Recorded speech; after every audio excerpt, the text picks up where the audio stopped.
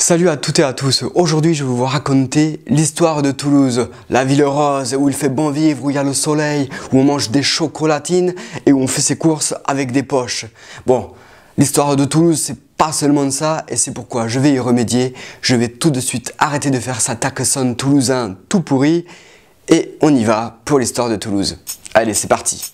Donc au départ, il y avait les Celtes qui vivaient dans la région actuelle de l'Autriche et qui ont commencé à migrer en longeant le Danube et à se répandre dans tout le territoire de l'actuelle Europe occidentale. Et il y a le peuple celte des Volques-Tectosages qui se sont installés, eux, dans la région de Toulouse et ils vont créer une capitale qui va s'appeler Tolosa. Alors le peuple des Volques-Tectosages est très riche. Alors il y a deux hypothèses qui peuvent expliquer cela. Tout d'abord, il y a une légende qui dit qu'avant d'arriver à Tolosa, ils sont passés par Delphes et ils ont pillé le temple d'Apollon. Et là, ils ont récupéré une somme immense qu'ils ont ramenée à Tolosa. La deuxième hypothèse, qui est la plus probable, c'est qu'ils ont exploité les mines d'or d'Ariège. Et du coup, ça leur a rapporté plein de fric et ils sont devenus très riches. Et entre 125 et 121 avant Jésus-Christ, les Romains conquièrent toute la région qu'ils appellent la Gaule narbonnaise et qui correspond actuellement au midi de la France. Et les Volques-Tectosages vont cohabiter avec les Romains en tant qu'alliés. Mais en 109 et 107 avant Jésus-Christ, d'autres peuples celtes vont pousser les Volques-Tectosages à se révolter. Et cette révolte va être très fortement réprimée par Rome sous le commandement de Scipion. Et Scipion, il est au courant que les Volques-Tectosages, ils sont super riches. Et cette révolte, ça lui donne un prétexte super bon pour pouvoir les piller sans avoir de représailles. Et il va donc piller leur sanctuaire et récupérer 75 tonnes d'or et 45 tonnes d'argent. Ce qui est énorme pour l'époque, c'est vraiment un truc de fou quoi. Et tout cet or et cet argent, il va les mettre dans un convoi qu'il va envoyer à Rome. Mais lorsque ce convoi arrive à Rome, il ne reste plus que l'argent. L'or a disparu. Alors, Scipion, lui, se défend en disant « Mais non, c'est des brigands qui ont volé l'or durant le trajet du convoi. » Mais il y a quand même pas mal de gens qui soupçonnent Scipion d'avoir gardé l'or juste pour lui. Et c'est de là que part la légende de l'or maudit de Toulouse, parce que depuis le moment où Scipion a volé cet or, le sort s'est acharné sur lui. Tout d'abord, un an plus tard, il perd la bataille d'Aurosio, qui est l'actuelle Orange, dans laquelle 80 000 de ses soldats vont mourir. À partir de ce moment-là, Rome va considérer que Scipion il commence à filer vraiment un mauvais coton et ils vont s'acharner sur lui. En 105 avant Jésus-Christ, il est condamné pour la perte de l'or et tous ses biens lui sont confisqués. L'année d'après, il est exclu du Sénat et l'année encore suivante, il est condamné pour haute trahison dans sa responsabilité dans la défaite d'Aurosio. Il va être alors exilé en Asie mineure où il finit sa vie. Et voilà pourquoi cette légende a pris le nom de l'or maudit de Toulouse. Mais ce qui l'a fait traverser les années jusqu'à nos jours, c'est parce qu'on n'a toujours pas retrouvé les 70 tonnes d'or. Donc au fur et à mesure des années, les Volques-Tectosages sont de plus en plus romanisés. Et d'ailleurs, lorsque César lance sa conquête des Gaules en 58 avant Jésus-Christ, il ne s'allie pas à Vercingétorix, mais il reste du côté des Romains. Il faut comprendre que nous maintenant, on regroupe un grand nombre de peuples sous l'appellation celte, mais qu'en réalité à l'époque, toutes les tribus celtes avaient des rivalités, des cultures différentes, etc. Ce qui fait qu'ils ne se regroupaient pas tous contre l'Empire romain. Et du coup, les Volques-Tectosages, ça fait déjà 70 ans qu'ils sont en train de se faire romaniser et ils restent dans le camp romain. Et au 1er siècle après Jésus-Christ, le peuple et la ville sont vraiment devenus gallo-romains et se sont créés un forum, des temples, des aqueducs et des égouts par exemple. Et les peuples celtes intègrent progressivement les dieux romains dans leur religion. Mais en 250 après Jésus-Christ, le christianisme commence à avoir aussi un statut de religion. Et des mecs partent de Rome pour aller évangéliser du christianisme les autres territoires. Il y a Dionysius qui part à Paris et il y a Saturnius qui part à Pampelune avec son acolyte. Et ça se passait souvent pas très bien ces évangélisations, parce que le peuple, lui, il est polythéiste, il veut pas d'un mec qui les évangélise avec un dieu unique et compagnie.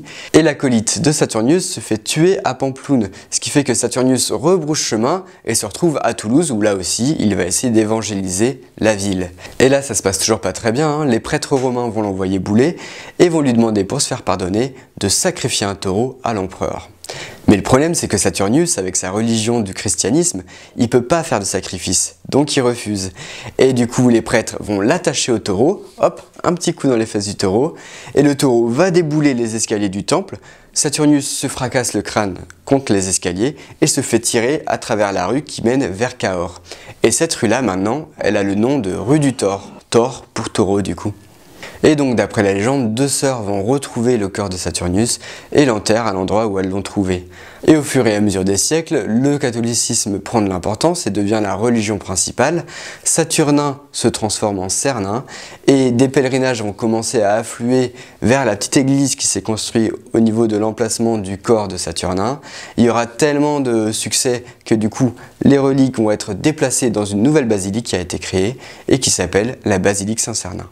Et au 5e siècle, l'Empire romain s'affaiblit fortement, et lorsque les Huns menés par Attila arrivent de l'Est et repoussent vers l'Ouest les peuples germaniques qui vivaient aux frontières de l'Empire romain, ceux-ci s'installent sur le territoire. Et en 418, les Visigoths conquièrent Toulouse et en font la capitale de leur territoire qui va de la Loire jusqu'en Hispanie. Mais le truc, c'est que les Visigoths sont un peuple germanique qui a la religion de l'arianisme. L'arianisme, c'est une religion qui diffère légèrement du christianisme, dans le sens où elle pense que Jésus n'a pas été divin à la base, mais qu'il a acquis sa divinité à partir de l'épisode de la Passion à Pâques. Ce qui fait que l'Empire romain d'Orient et la population gallo-romaine considèrent cette religion comme hérétique. Et du coup, ça leur plaît pas trop d'être contrôlés par des Ariens. Et lorsqu'en 462, le roi wisigoth Euric commence à persécuter les chrétiens parce qu'ils veulent leur imposer l'arianisme, là ça commence à faire des petites frictions. Mais plus au nord, il y a aussi le royaume germanique des Francs, mené par Clovis, qui lui s'est converti au christianisme. Et du coup, il s'est quand même pas mal mis dans la poche tous les autres peuples gallo-romains du territoire. Ce qui fait que ça va lui faciliter la vie pour conquérir les autres royaumes germaniques. Du coup, en 507, le royaume des Francs conquiert une grande partie du royaume des Visigoths. Toulouse redevient chrétienne, mais par contre, elle perd son statut de capitale parce que Clovis choisit Paris comme capitale en 511. Et vu que Toulouse se trouve maintenant à la frontière du royaume des Francs, elle va être une ville militaire jusqu'au XIIe siècle. Et en 721, il y a les Omeyyades qui arrivent et qui veulent conquérir la région, mais ils se font repousser à Toulouse, ce qui fait que Toulouse va acquérir un statut de plus en plus indépendant. Et en 843, lorsque Toulouse intègre la Francie occidentale, l'administration publique va être confiée à des agents qui vont progressivement s'émanciper et devenir des comtes. Les comtes étendent peu à peu leur domination sur la majeure partie du midi de la France. Et Toulouse devient l'un des comtés les plus puissants du royaume, rivalisant avec le pouvoir royal. Et ce pouvoir prend une tournure totalement unique en France à partir de 1147, parce qu'à partir de cette date, les comtes commencent à déléguer leur pouvoir à des élus municipaux qui vont plus tard s'appeler les capitouls. Au départ, les capitouls doivent seulement gérer les procès entre les marchands, mais très vite, à partir de 1189, ils vont carrément soumettre le comte et s'octroyer le droit de police, d'imposition, donc ils vont fixer et relever les impôts, de mise en œuvre des lois, de gérer une milice et de faire la guerre. En gros, les capitouls, ils ont quasiment tous les pouvoirs, quoi. Et en 1190, ils achètent une série de maisons pour en faire la maison commune, qui va devenir plus tard le Capitole. Alors c'est pas du tout le Capitole qu'on voit actuellement, celui actuel il a été construit entre le 16e et le 18e siècle et sa façade si connue a été construite en 1760. Mais par contre l'ancien Capitole était vraiment au même emplacement. Donc voilà, les comtes de Toulouse ont perdu pas mal de pouvoir au profit des capitouls. Mais ça s'arrête pas là, parce qu'en parallèle s'est développée une nouvelle religion variante du christianisme qui s'appelle le catharisme.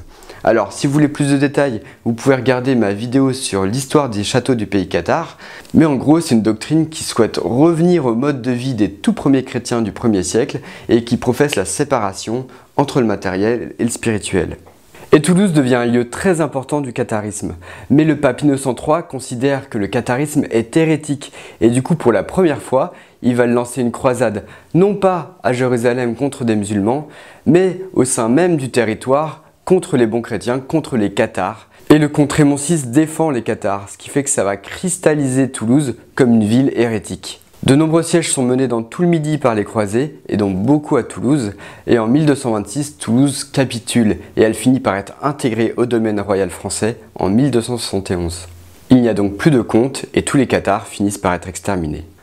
Les rois de France voulant au fur et à mesure recentrer le pouvoir dans le domaine royal, ils vont réduire les pouvoirs des capitouls, et même au XVe siècle, ils vont créer un parlement qui va être en rivalité avec les capitouls.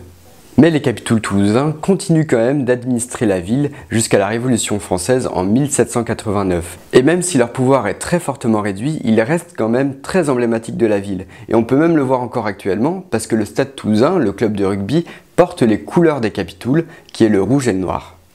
Les 2 siècles suivants, Toulouse connaît des hauts et des bas, avec le développement de son commerce, mais aussi avec la peste, la guerre de Cent Ans et pas mal d'incendies. Et en 1463, survient un grand incendie qui détruit les 2/3 de la ville. Et c'est à partir de ce décombre que la ville de Toulouse va être reconstruite avec la pierre foraine qui donne actuellement sa couleur rose à la ville. Alors, il faut savoir que la brique foraine était utilisée depuis déjà bien longtemps, depuis l'époque gallo-romaine, mais que le cœur commerçant de la ville, lui, il était fait que de bois et de torchis. Ce qui fait qu'en fait, quand il y a un incendie, ça y va facilement quoi. Et donc après le grand incendie, les capitouls interdisent d'utiliser le bois et le torchis et décident d'obliger les gens à construire les bâtiments en plâtre et en briques. Et c'est comme ça que Toulouse devient la ville rose. Alors hop, je vous entends déjà crier au scandale là, la ville elle est pas rose, va t'acheter des lunettes. On va se calmer et on va se poser, discuter tranquillement. Alors premièrement, il faut savoir que les couleurs de la brique se nuancent en fonction du degré d'ensoleillement. Alors ça c'est la réponse un peu basique qu'on donne à chaque fois. Mais deuxièmement, les capitouls, lorsqu'ils ont voulu faire fabriquer la ville avec la brique foraine, ils appelaient cette brique la brique violette. Et Albi, qui est une ville qui est à côté de Toulouse et qui a utilisé la même brique pour se construire, on l'appelle Albi la rouge. Et moi personnellement je trouve même que la teinte part parfois plus sur le orange. Donc on est d'accord qu'on n'est pas d'accord. Mais alors, qui a décidé d'appeler Toulouse la ville rose? Eh ben en fait c'est très récent. La première mention du nom ville rose pour Toulouse date de 1906 et vient du syndicat d'initiative de Toulouse, qui était un petit peu l'office du tourisme de Toulouse à l'époque, et qui voulait revaloriser l'image de Toulouse qui était plutôt négative à l'époque. Et en plus de ça, le rose correspondait à la couleur politique de l'époque, donc ça allait pas mal quoi. Alors revenons un peu à l'histoire. Durant la Renaissance, Toulouse connaît une période de prospérité grâce au commerce du pastel, qui est une plante qui permet de donner une belle teinte bleue, et au commerce de la draperie de luxe. Mais c'est aussi une période de trouble avec la très forte répression à Toulouse de la réforme protestante qui fait de plus en plus d'adeptes, même chez les capitouls. Et ce n'est qu'après 32 ans de guerre civile que Henri IV parvient à y mettre fin en faisant accepter à Toulouse l'édit de Nantes en 1600. Donc c'était assez tard par rapport au reste de la France. Puis au XVIIe siècle, il y a de nouveau la peste qui frappe et on arrive à la Révolution française qui marque la fin des capitouls et le retour de Toulouse aux mêmes privilèges que toutes les autres villes de France. Au XIXe siècle, la ville s'industrialise et durant la Première Guerre mondiale, vu que Toulouse est située loin des attaques ennemies, vont s'y développer l'industrie chimique et des ateliers d'aviation. Et c'est ces ateliers d'aviation qui, après la guerre, vont donner naissance au célèbre service de l'aéropostale. Toulouse est maintenant une ville très centrée sur l'aviation, mais c'est aussi l'une des premières villes étudiantes de France. Et en parlant d'étudiants, il y a d'ailleurs l'association étudiante du Petit Tout qui rédige chaque année le City Guide gratuit de la ville. Il vous rassemble tous les bons plans de restaurants, de visites, de balades, etc. C'est en accès libre dans pas mal de commerces, dans l'office du tourisme, à la mairie. Vous pouvez vous le procurer gratuitement et comme ça, j'espère que vous pourrez visiter Toulouse dans les meilleures conditions. Alors je vous dis ça, c'est pas du tout un placement de produit, c'est juste que j'ai fait partie de l'association du Petit Tout en 2012 et donc j'avais envie d'en parler quoi. Allez sur ce, j'espère que la vidéo vous a intéressé. Si oui, comme d'habitude, vous pouvez vous abonner à la chaîne, liker la vidéo et mettre des commentaires. Vous pouvez aussi me suivre sur Facebook et Instagram. Et si vous voulez aider gratuitement la chaîne, vous le pouvez en cliquant sur le lien Utip en description et en regardant une pub de 30 secondes qui va me rapporter un peu d'argent. On se revoit très bientôt pour l'histoire de Bordeaux et moi je vous dis à la prochaine. Ciao!